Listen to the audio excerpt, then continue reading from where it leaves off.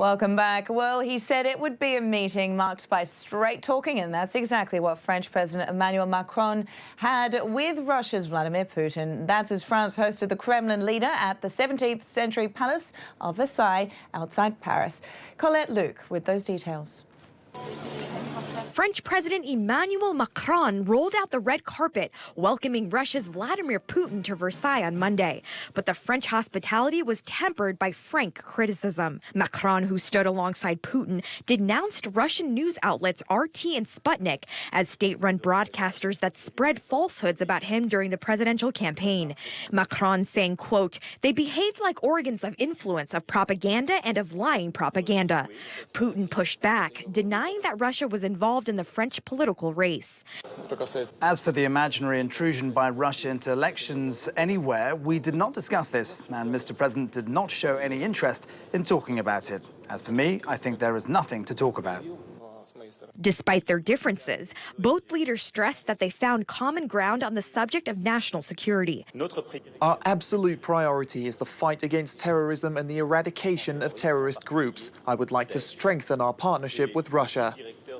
Things that unite us give us a reason to think that we cannot only intensify but also improve the quality of our cooperation. Hoping to get relations off to a new start, the president met Putin at the opening of an exhibit marking 300 years of diplomatic ties between the two countries. The presentation retracing the steps of Russian Tsar Peter the Great's visit to France in 1717. During Putin's visit, protesters stood in front of the Eiffel Tower with a banner demonstrating against homophobia in Chechnya. Russia has come under scrutiny after reports that gay men were being tortured and killed. Activists calling for an investigation were arrested by Russian police earlier this month. Macron said the issue was discussed, and Putin promised to take measures that would reveal what was happening there. It's just one of the many topics likely to make for tense backroom discussions between the two leaders. British Prime Minister Theresa May says there's no way to delay the start of Brexit negotiations on June the 19th. And in a TV interview, May said she would walk away from the talks without a deal with the EU if the agreement isn't good enough.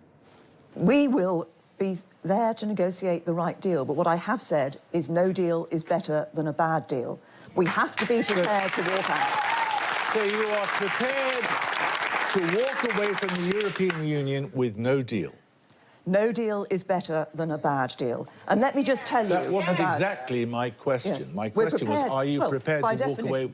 By definition, if I'm prepared to say that no deal is better than a bad deal, I want to get a good deal from the European Union. British police released a picture of Manchester bomber Salman Abedi in a public call for information as their investigation continues. The photo shows him wheeling a blue suitcase on the day of the suicide attack, which killed 22 people. But police noted the suitcase is not the item he used in the attack. UK media also published security camera footage of a man who appeared to be Abedi at a supermarket days before. Police say they are trying to track the final movements of Abedi, with particular interest in his whereabouts between May the 18th and 22nd. And Ecuador's new leftist president, Lenin Moreno, called Julian Assange a hacker, but says the WikiLeaks founder can remain in the country's London embassy.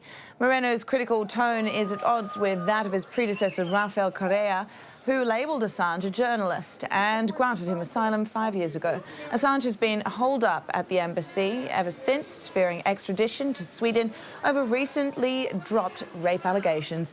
British police say they still intend to arrest Assange if he steps foot outside the embassy for violating his probation terms.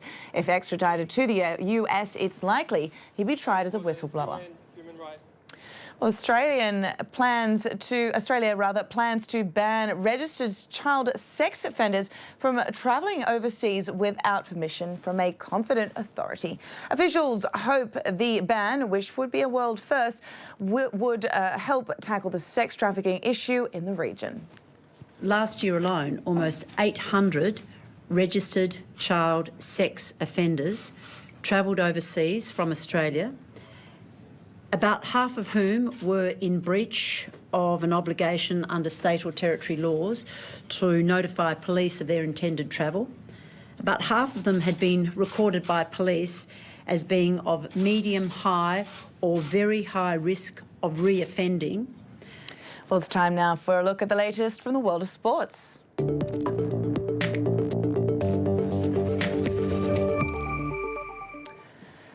And we're going to start with a humiliating report for golfer Tiger Woods. He was arrested in South Florida on suspicion of driving under the influence of alcohol or drugs. Woods says alcohol was not involved and that he'd had an unexpected reaction to prescription medication. Gillian Kitchener with the details.